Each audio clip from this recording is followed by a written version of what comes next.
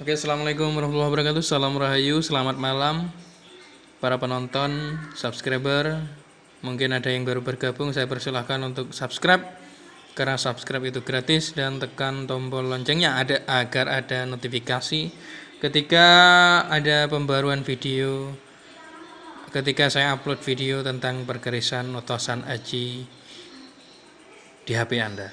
Teman-teman sekalian, ini kita ngobrol-ngobrol berkenaan dengan harga keris, teman-teman. Sebetulnya saya sih sudah ngomong ya berkali-kali bahwa harga keris itu dinamis sifatnya. Dalam artian itu berubah-ubah, teman-teman. Jadi tidak ada harga yang pasti, tidak harga ancer-ancer harga atau koridor-koridor atau pembatasan-pembatasan harga itu tidak ada sebetulnya di perkerisan itu. Hanya saya menempatkan keris bagus garap dengan keris dusun misalkan itu kan lain. Nah, ini yang perlu diketahui untuk teman-teman ya. Klasifikasinya tuh seperti apa? Kan banyak yang tidak tahu. Kadang ada yang inbox, maksud saya ada yang WhatsApp, ada yang DM di lewat Instagram, kadang cuma ngetes harga gitu. Bukan niatnya beli, kadang cari tahu tentang harga-harga. Perbandingan lah, itu tidak masalah menurut saya. Saya tidak keberatan dengan hal itu. Jadi keris itu sejatinya memang tergantung perasaan Anda ya. Anda suka Anda beli, Anda tidak suka jangan dibeli. Kadang kalau suka itu berapapun kadang dibeli, teman-teman. Kadang dibeli berapapun, misalkan 5 juta gitu, kalau suka dibeli. Misalkan 100 juta dibeli kalau suka. Meskipun kadang kerisnya Kamardikan misalkan kita harus menghindari hal-hal ini sebetulnya, cuman menghindari oknum-oknum nakal sebetulnya. Ini yang patut kita hindari. Sebetulnya banyak sih yang kurang sejalan dengan saya, pernyataan-pernyataan saya mengenai pedagang-pedagang yang nakal. Cuman saya akan tetap berdiri dengan posisi seperti ini. Dalam artian saya akan tetap mengemukakan kepada masyarakat luas, kepada masyarakat umum bahwa kita harus tetap waspada gitu. Bukan saya menakut-nakuti, teman-teman. Bukannya saya tuh menakut-nakuti supaya agar timbul orang itu semakin down gitu. Sebetulnya bukan itu maksud saya. Yang seharusnya membuat down itu adalah oknum-oknum nakal ini kan. Jadi bukan saya gitu loh. Kenapa saya yang disalahkan untuk menjelaskan kebenaran ini gitu? Bukan kan? Tapi oknum-oknum nakal tersebut. Saya mengajak kepada semua elemen para kolektor itu supaya kita berjalan dengan sejalan dengan kaidah-kaidah perkerisan yang diajarkan oleh leluhur-leluhur kita, bahwa norma-norma tosan aji itu bicara apa adanya tentang masalah kerisnya itu. Kadang ada orang tidak tahu, ada orang baru belajar misalkan sudah mengatakan, "Mas, saya baru pemula, Mas. Saya belajar keris dan pengen memahari keris itu." Nah, ketika penjual tahu dengan orang seperti ini, biasanya sih tidak banyak, tapi umumnya lah. Meskipun ini bukan semua penjual, teman-teman, tapi umumnya lah yang banyak terjadi. Ketika menghadapi pembeli atau penghobi baru, nah ini kadang-kala penjual itu mengeluarkan aji mumpung gitu. Nah, ini mumpung ada orang baru nih, ayo digat-gat norgo nih gitu. Ada orang keris Kamardikan dijual mahal. Keris Kamardikan dikatakan sepuh. Sebetulnya lebih baik mengatakan aja ini keris sepuh, ini keris Kamardikan. Itu kan lebih baik, terbuka. Kadang kalau ditanya, Mas ini sepuh apa Kamardikan? Waduh, saya kurang tahu Mas. Ya, padahal tahu gitu lah. Penjual itu padahal tahu. Kenapa masih ngomong waduh nggak tahu gitu. Katakan yang sebetulnya ini Kamardikan. Saya yakin pembeli akan lebih senang seperti itu. Saya yakin kayak gitu, teman-teman. Kembali lagi pada pembahasan harga. Jadi saya berulang kali mengatakan di video-video saya sebelumnya bahwa tidak ada keris yang mahal, tidak ada keris yang murah. Adanya senang atau tidak gitu. Senang atau tidak. Namun ada beberapa keris yang memang harganya khusus gitu. Dalam artian ini harganya stabil, teman-teman. Stabil, tidak turun, kalau naik terus, per tahun naik terus gitu. Ini ada seperti itu. Contoh misalkan Nogososro Sabu Inten Mataram misalkan, asli tapi bukan yang tembakan loh, bukan yang duplikat, bukan yang hiasan, bukan yang mutran, bukan yang duplikat, bukan souvenir, tapi yang asli. Yang asli. Ini mahal, teman-teman, mahal. Harganya sampai berapa, Mas? Lah itu kembali lagi pada yang punya gitu. Yang punya keris tersebut. Bisa juga lebih dari 1M. Bisa juga lebih dari 2M. Bahkan ada di surat kabar pembahasan di surat kabar tabloid itu, bahkan ada di daerah Solo atau Jogja ya. Beliau masih keturunan dari Mataram, Trah Mataram, mempunyai keris Nogososro Sabu Inten, ditawar 7M enggak dikasihkan. Gitu loh. Itu 7M, yang nawar ini kolektor besar memang. Enggak dikasihkan, teman-teman. Karena mungkin kenapa enggak dikasihkan? Karena merasa berharga kan. Gitu. Nah, orang yang nawar 7M itu pasti ada beberapa pihak 7M ngapain dibuat beli keris kan gitu. 7M lebih baik kaum mending. Mending tuh karena mobil, mending tuh karena omah, mending tuh karena mobil dan lain-lain. Mending investasi rumah gitu. Daripada 7M beli keris kan gitu. Nah, kita kan enggak tahu posisi kolektor tersebut sampai 7M berani beli. Ya mungkin pertama kondisi keuangannya kan mungkin saja lebih kaya dari kita, lebih punya dari kita. Dan dianya senang, teman-teman. Perasaannya pun senang gitu loh. Jadi kayak gitu, teman-teman. Ini gambaran sajalah bahwa keris itu memang tidak ada patokan, tapi ada patokan harga untuk beberapa golongan keris yang dirasa sangat langka di kalangan perkerisan. Nogososro Sabu Inten itu yang kinatah, teman-teman ya, yang kinatah. Yang kinatah itu saya rasa bisa 500 juta, 300 juta, bahkan sampai MM-an bisa, tergantung pemiliknya. Karena sangat jarang sekali, karena yang pertama adalah limited edition, memang terbatas, dan yang mempunyai itu adalah orang-orang terkemuka di waktu kerajaan dulu. Misalkan seorang raja, kan peruntukannya beda-beda, ada Nago Siluman, ada Nogososro Sabu Inten, ada Gajah Singa, itu lain-lain, teman-teman, peruntukannya lain-lain. Namun ketika ada ornamen-ornamen tersebut yang berupa kinatah emas, misal ada Gajah Singa atau Singo Barong ataukah Nogososro, ketika ada ornamen-ornamen tersebut dengan dibalut dengan emas dan kinatah, harga tersebut teman-teman, saya pastikan akan tinggi.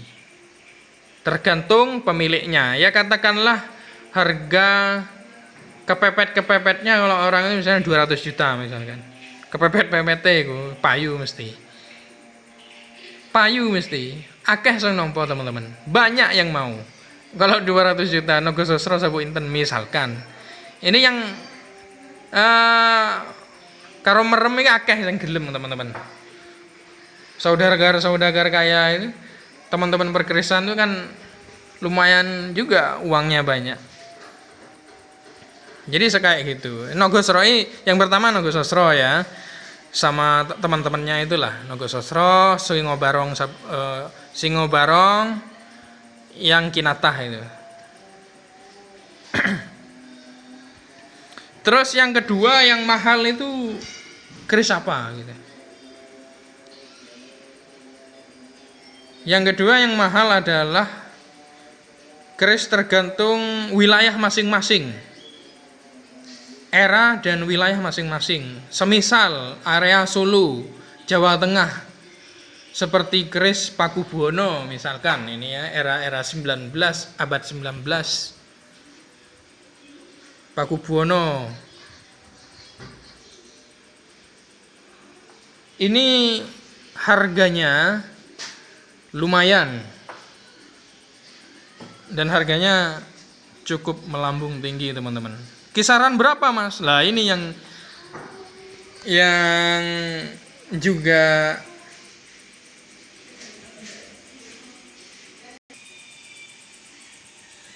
biasanya saya pernah punya temen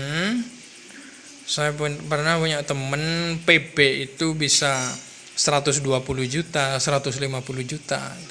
Itu Pakubuwono, teman-teman, keris Pakubuwono. Ada juga wilayah sekitar situ keris Hamengkubuwono misalkan. Itu harganya pun lumayan. 15 juta. 7 juta itu butuh, itu orang butuh. 6 juta itu butuh kalau Hamengkubuwono. Jadi tergantung per wilayah, teman-teman. Misalkan di daerah Nganjuk itu ada keris Ngadiboyo. Keris Ngadiboyo, Tangguh Ngadiboyo, Empu Moyogati. Di daerah Jawa Tengah juga ada Empu Mageti, keris Mageti. Itu sangat jarang sekali. Dan itu harganya mencapai 15 juta ke atas. Ya, tergantung wilayah per wilayah. Misalkan anak alang misalkan di daerah Semenanjung Sumatera itu lumayan harganya. Kalau orang Jawa kan jarang yang beli, jarang yang ngoleksi. Yang suka orang mana? Yang suka orang Melayu sana. Misalkan orang Palembang, misalkan keris anak alang gitu. Mahal pun dibeli gitu. Kalau keris anak alang dibawa ke Jawa, misalkan daerah Jawa Timur, peminatnya kurang, tidak sebanyak orang Melayu sana gitu. Sebaliknya teman-teman, keris Majapahit misalkan atau keris Ngadiboyo khas Nganjuk dibawa ke Palembang, ya tidak seramai sini gitu lah, tidak seramai Nganjuk harganya dan tidak semahal ini sini gitu. Jadi tergantung wilayah per wilayah, teman-teman. Jadi kita harus terus meneliti atau mencari tahu keris apa ini yang saya pegang gitu. Misalkan jenengan punya punya warisan misalkan, itu dicari tahu dulu ini dapur apa, ini tangguh mana, bisa ditanyakan ke orang-orang yang senior. Juga harga itu bisa mahal. Yang ketiga klasifikasinya yang ketiga adalah tergantung garap daripada bentuk dapur dan pamor.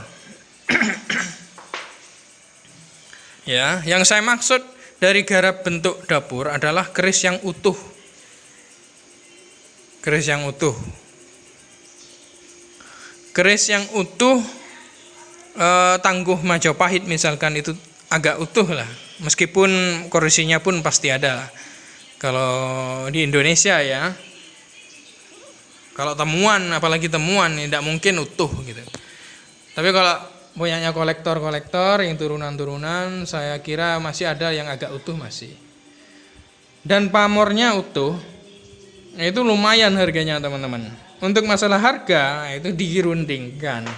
Tidak ada patokan harganya. Bisa jadi 50 juta, bisa 100 juta, bisa 30 juta, bisa 20 juta. Jadi seperti itu. Oke. Jadi tergantung segi garap dapurnya. Ya, misalkan kerisnya itu utuh teman-teman. Jadi dari atas sampai bawah utuh. Terus pamornya masih utuh gitu. Kita berbicara pamor di sini, pamor langka. Semisal langka itu seperti apa, Mas? Pamornya miring misalkan. Pamornya melumah misalkan. Pamornya itu miring teman-teman. Grafiknya itu miring kayak gini. Misal kayak untu walang atau lawe saukel atau pamor-pamor seperti mayang sekar misalkan bulu ayam kan miring teman-teman. Nah itu pamor-pamor yang langka, utuh akan mahal gitu loh. Terus dapurnya utuh atau bentuk kerisnya ini utuh, ya itu tambah mahal lagi gitu. Jadi keduanya ini harus menunjang, pamor utuh dan dapurnya utuh juga. Ini harus menunjang kedua-duanya. Maka harga keris itu akan mahal. Kisaran harganya ya tergantung yang punya teman-teman. Misalkan yang punya eman ya gak dijual. Kalau eman misalnya dijual buka harga bisa jadi 50 juta. Karena masih eman sama kerisnya gitu. Tergantung perasaan masing-masing teman-teman. Terus yang keempat, kriteria keris itu mahal adalah garap keraton, yaitu miliknya para petinggi-petinggi kerajaan di zaman dahulu. Ciri-cirinya seperti apa, Mas? Lah itu punya saya sudah laku, jadi saya tidak ada ciri-ciri keris keraton teman-teman. Ya, ciri-ciri keris keraton itu sangat sulit sekali, sangat sulit sekali. Ciri-cirinya biasanya itu lebar, panjang, keker, garapnya bagus banget. Dari segi looknya itu sangat luas sekali. Luas itu simetris, bagus, dipandang ini enak teman-teman. Itu garap keraton. Keraton Sumenep, Cirebon, Keraton Jogja misalkan milik para petinggi-petinggi kerajaan di zaman dahulu. Ini harganya lumayan mahal. Gitu, bisa 50 juta. Ya tergantung lah, sekitar itulah. Yang harga murah-murah sekitar 3 juta, 2 juta itu ada. Keris-keris dusun atau keris-keris biasa tapi garapnya bagus. Saya sekitar itulah. Ada juga yang 750, ada. Yang 500.000 ada. Tapi kalau harga segitu ya jangan minta yang bagus. Gitu teman-teman. Kita harus inilah, kemarin ada sih yang 300.000 mintanya keris yang bagus ya belum boleh, masih belum boleh. Saya ndak maitun ndak, tapi memang masih belum boleh lah. Kalau harga-harga segitu minta yang bagus 200.000, 300.000 ya keris-keris biasa gitu. Ada yang harga biasa lah, agak keropos gitu.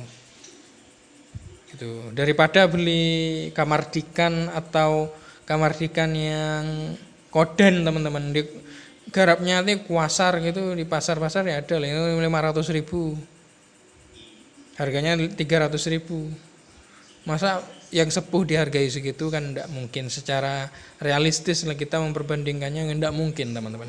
Nyarinya keris-keris seperti ini kan susah gitu loh. Jadi kita tuh sama-sama harus menghargai juga perjuangan para hunter gitu, kayak hunter pusaka ini. Gitu teman-teman. Itu masalah harga ya. Jadi dari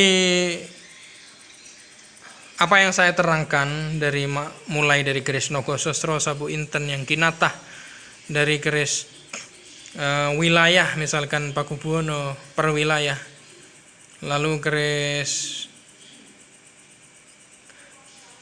keris keraton, lalu keris garap bagus.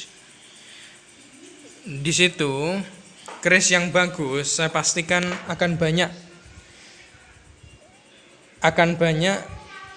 nembaknya, orang-orang penembak itu banyak, atau niru atau duplikat.